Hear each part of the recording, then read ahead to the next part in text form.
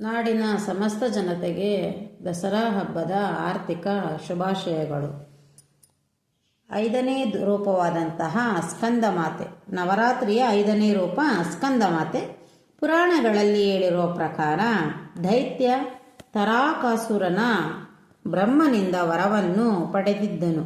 ಬ್ರಹ್ಮನ ಪುತ್ರನು ಮಾತ್ರ ನನ್ನನ್ನು ಕೊಲ್ಲಲು ಸಾಧ್ಯ ಎಂಬ ವರದಿಂದ ಅವನು ಅಜೇಯನಾಗಿದ್ದ.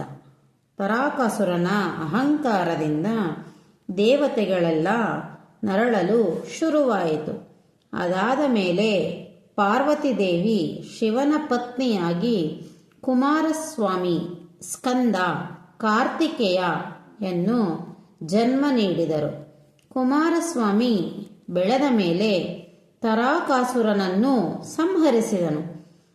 ಅವರು ಸ್ಕಂದನ ತಾಯಿ ಆದ ಕಾರಣದಿಂದ ಪಾರ್ವತೀ ದೇವಿಯನ್ನು ಸ್ಕಂದಮಾತೆ ಎಂದು ಕರೆಯುತ್ತಾರೆ. ಸ್ಕಂದಮಾತೆಯ ರೂಪ ಹೇಗಿತ್ತು ಅಂದರೆ, ಸಿಂಹದ ಮೇಲೆ ಸವಾರಿಯಾಗಿರುತ್ತಾರೆ. 5 ಕೈಗಳಿದ್ದರೆ ಒಂದು ಕೈಯಲ್ಲಿ ಕುಮಾರಸ್ವಾಮಿಯನ್ನು ಸ್ಕಂದ ಹಿಡಿದಿರುತ್ತಾರೆ. ಇನ್ನುಳಿದ ಕೈಗಳಲ್ಲಿ ಕಮಲ, ಕಮಲಪತ್ರ, ಮುದ್ರಾ ಇತ್ಯಾದಿಗಳನ್ನು ಧರಿಸಿಕೊಂಡಿರುತ್ತಾರೆ. ಇವರು ಸದಾ ಶುಭಪ್ರದ, ಶಾಂತ ಮತ್ತು ದಿವ್ಯ ಪ್ರಕಾಶದ ರೂಪಿಣಿ. ಆರಾಧನೆಯ ಫಲಗಳು: ಭಕ್ತರಿಗೆ ಶಾಂತಿ, ಸಮೃದ್ಧಿ ಮತ್ತು ಶುಭ ಫಲ ನೀಡುತ್ತಾರೆ. ಜ್ಞಾನ, ಬುದ್ಧಿ ಮತ್ತು ಶಕ್ತಿಯನ್ನು ಅನುಗ್ರಹಿಸುತ್ತಾರೆ.